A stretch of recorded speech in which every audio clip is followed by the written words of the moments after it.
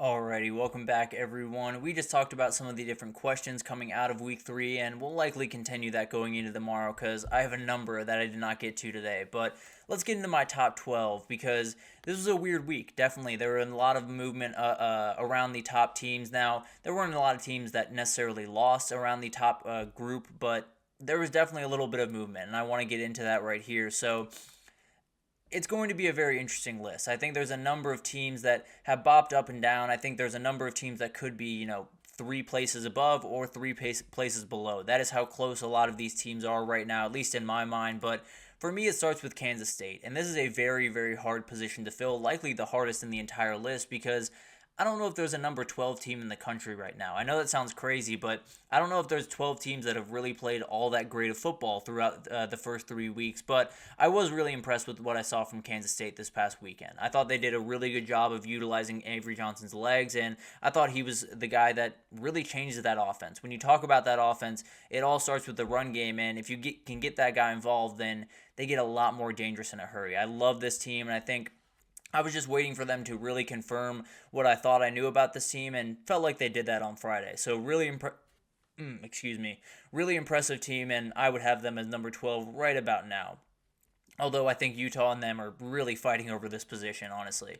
And then you have Missouri at 11. I think Missouri got a great win this past weekend, no doubt about it, but didn't necessarily change too much about what I think about this team. I still have my little bit of worries on the defensive side of the ball. There will be plenty of chances for them to come up, them to climb up these rankings, no doubt about it. But as of right now, I think 11 is roughly where they're supposed to be. I think this is a really good team, and they have a number of different chances where they go to College Station in a couple of weeks, where if they win that one, then they're likely off to the races. Right now, I'm just a little bit skeptical of this Missouri team. Maybe it's just me being a little bit untrusting of this team, but overall, I think it's going to be interesting to watch them develop. I just wouldn't have them above any of the teams I'm about to talk about. Penn State is my number 10 team. They were on a bye this past weekend, so kind of just hung out. Didn't necessarily do anything wrong. There was one team that did jump them because of how they played, but that was beside the point. I think there's a number of different things that are going to happen with Penn State going forward. Coming off a Bowling Green game where it did not play very well, was all over the place. I don't think that will continue, but they have Kent State at home this weekend. Then they have Illinois coming to town, which will be a very interesting game. We'll see what happens. Illinois actually has a ranked matchup this weekend, so we'll break that one down likely tomorrow, but there's going to be a ton of big time games, but you got to really get rolling before that October 12th matchup against USC. If you can be ready to roll once you go into LA, then it's going to be a really, really fun game, and that's my number 9 team. The USC Trojans have played really clean football. They were also on a bye this past weekend, but they now have a big-time Michigan game on the way. And if they win that one, then I'm probably moving them a little bit further up, although we don't really know what Michigan is right about now. But I think this is a really impressive team. Obviously, the defense is the biggest thing. When we were coming into this season, I talked about this probably a million times, and I had said anything above, number 70, number 75 in the country in total defense would have been great for this team. After, I believe, being 110, 116 a year ago, they're going to be better than that. They have done an incredible job early on in the season. And obviously, it's about to get a lot tougher with Michigan and a lot of these teams coming up, but they're a really impressive team. And they've flipped that defense in a lot of ways that I didn't even think was possible. Really impressed with what they've been able to do, and obviously very much apologize for USC fans for doubting this for a second, because DeAnton Lynn has come in and totally flipped that thing on its head. And then I have Oregon at 8. I think this was a team that I dropped a little bit throughout the last couple of weeks because they just hadn't shown me who they were. They hadn't shown me what at least I thought they were. This weekend they did, and I felt like I had to bump them up a little bit. Didn't want to go too far because I still have my worries. I think it's possible that they get into the Big Ten play and don't play quite as clean football as you'd like. So we'll see what happens. They definitely could keep climbing up this list, but just wanted to see this. I just wanted to see that this is the Oregon team that we're getting, and I tend to believe that's what we're going to get going forward. Very, very impressive performance this past weekend, and likely is the kickstart to a very good season up there in Eugene. And then I have Bama at 7. This was very, very tough. These next 4 or 5 teams really is very tough to order because Alabama played a really good game of football this past weekend. There's no two ways about that. I just don't know if they did enough to jump some of these other teams on this list. So it's honestly nothing really against Alabama. It's just between like 7 and 4, it's incredibly tough to order these guys. But really impressive stuff. I think Jalen Milroe is one of those guys that you're not necessarily going to get too much more out of him. I think he's likely who he is. He's going to be able to run the ball, throw a really nice deep ball, but those NFL level throws are going to be a little bit tough to come by. Now, if you can run it as efficiently as they did on Saturday, not going to be a problem. You're going to be able to execute plenty fine regardless. But really, really impressed with this team overall, but really impressed with this defense. I think Kane Womack coming in and being able to create a defense that is downright scary after Nick Saban walked out the door is really, really impressive. Number 6, I do have Tennessee. Another team that could go anywhere from 4 to 7 if you really wanted them to. But they've been playing really clean football, look like a well-oiled machine right now, both on offense and defense, which I'm still a little bit worried about that defense, but they're answering just about every question I have on a week-to-week basis. So really, really impressive stuff. They have dudes all over the place. Josh Heupel has done just an incredible job building out this team, obviously with offensive talent first, but then really putting a lot of energy into defense and making this one of the deepest defensive lines in particular in the entire country. Really impressive group. They have dudes all over the place. Josh Heupel is as confident as he's ever been, and he's definitely showing it on the field. There's no two ways about that. So this is a scary team that could continue to fly up these rankings, especially if they blow out Oklahoma this upcoming weekend. Then we're having a very interesting conversation around Tennessee.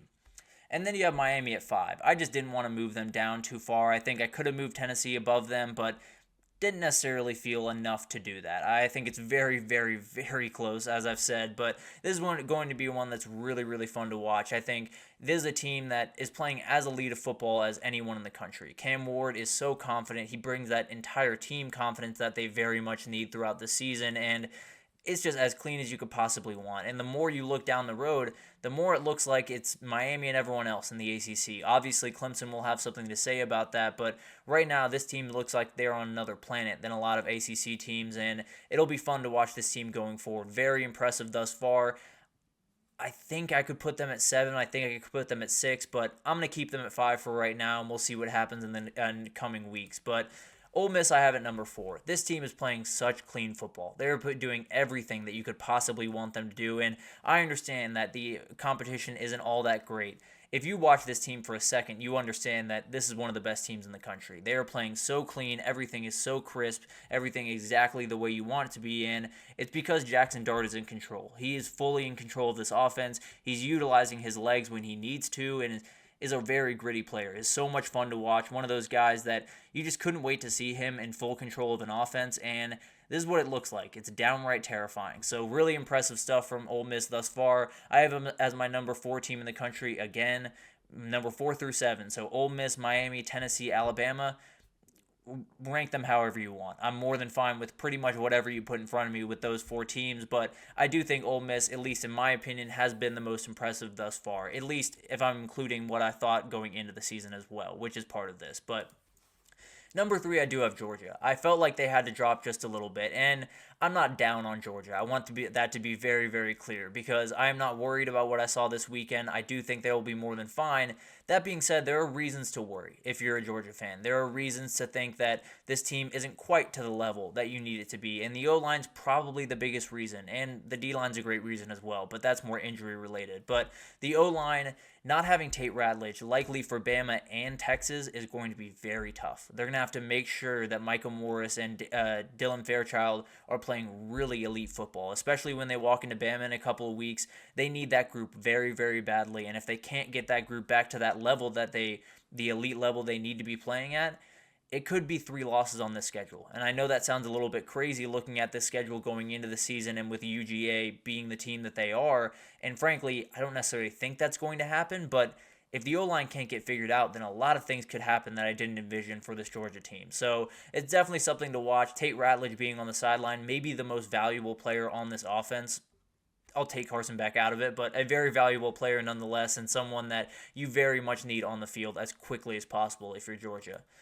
Ohio State I have at number 2. They were kind of just hanging out this past weekend, so it's not necessarily about Ohio State, more about Georgia's struggles in this one. But Ohio State did exactly what they've needed to do this entire year. They've executed at a very high level, started like 5 minutes, started really slow against Akron, then picked it up and did really, really well. Their EPA per play on both sides of the ball is downright elite, one of the best in the country. They're doing exactly what they need to be doing. Now, they don't necessarily get tested for quite some time. They have Marshall this upcoming weekend, and then I believe their Big Ten schedule starts with couple of layups, I'll be totally honest with you. But at the end of the day, we will be able to see this team on the grand stage when they go over to Eugene to play Oregon, and we'll see what they're made of then. But as of right now, I have no reason to move them from one of these top spots. And then finally, Texas did enough this weekend. I think they did enough to possibly take over that number one spot. Georgia struggled just a little bit. Texas has not taken their foot off the gas for a second this season. They've been on absolute go the entire time now.